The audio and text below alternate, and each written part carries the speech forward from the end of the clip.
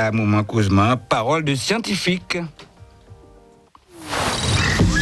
Le Parc naturel régional, le réseau de diffusion scientifique et technologique, vous présente Parole de scientifique sur Radio Guyane.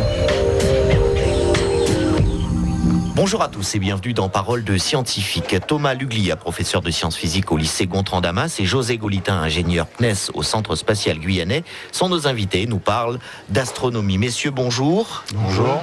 Alors, que nous révèle le ciel de Guyane, tout d'abord, Thomas ?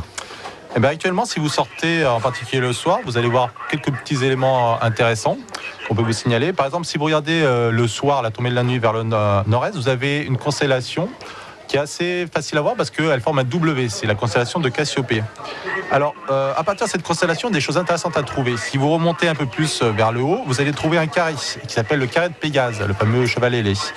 À partir de ce carré, vous descendez sur une des jambes et là, vous allez tomber sur, vous allez voir un espèce de nuage. Ce nuage, en réalité, c'est ce qu'on appelle un objet nébuleux en forme de nuage. Ça s'appelle M31. C'est la galaxie d'Andromède. C'est la seule galaxie qu'on peut voir à l'œil nu.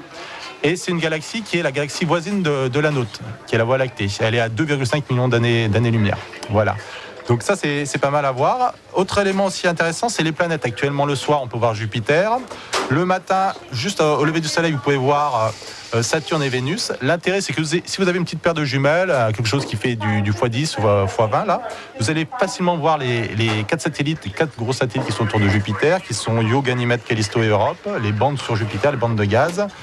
Et sur Saturne, vous allez facilement voir les anneaux qui sont bien visibles actuellement. Sur Vénus, vous allez voir que Vénus est en croissant parce que Vénus est une planète intérieure. Donc, comme la Lune, on voit la partie obscure de Vénus, qu'on ne voit pas, par exemple, sur Jupiter et Saturne, qui sont des planètes extérieures. Voilà. Merci beaucoup, Thomas. Alors, José Golitin, vous avez quelque chose à rajouter et vous allez nous en dire aussi un petit peu plus sur les constellations. Oui, nous allons faire un tour d'horizon, de l'est vers l'ouest et du nord vers le sud. Alors, par exemple, en regardant vers l'est, une fois que vous avez repéré le grand carré de Pégase, vous pouvez continuer à côté de Pégase et repérer la constellation des Poissons, qui a une visibilité pas très fine pour l'œil. Vous verrez beaucoup mieux la constellation juste à côté du Bélier, suivi toujours un peu plus bas du Taureau, suivi encore un peu plus bas d'Orion, Orion qui monte en ce moment, c'est la constellation du mois de novembre, hein, qui monte. Vous apercevez Orion, vous ne pouvez pas le louper, ça ressemble à un domino de 5. Qui monte depuis l'est et qui grimpe au zénith jusqu'à l'horizon ouest. Si vous regardez maintenant vers l'ouest, au même instant, par exemple à 19h, vous verrez se coucher la constellation du Sagittaire et du Scorpion.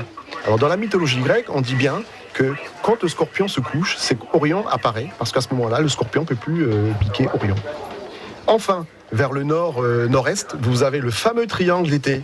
Vous avez Deneb du Cygne, de la constellation du Cygne, Altaïr, donc l'étoile principale, de la constellation de l'Aigle, et Vega de la constellation de Lyre. Quand vous reliez un point, ces 3 points par un trait, Deneb, Altaïr et Vega, ça fait un grand triangle que vous ne pouvez pas louper dans le ciel vers le nord-nord-est. Merci beaucoup, José Golitin. Nous retrouverons Thomas Luglia demain qui nous fera un historique très guyanais de l'astronomie. C'était Parole de scientifique, un programme réalisé en collaboration avec la délégation régionale à la recherche et à la technologie, la région Guyane, avec le concours des fonds européens.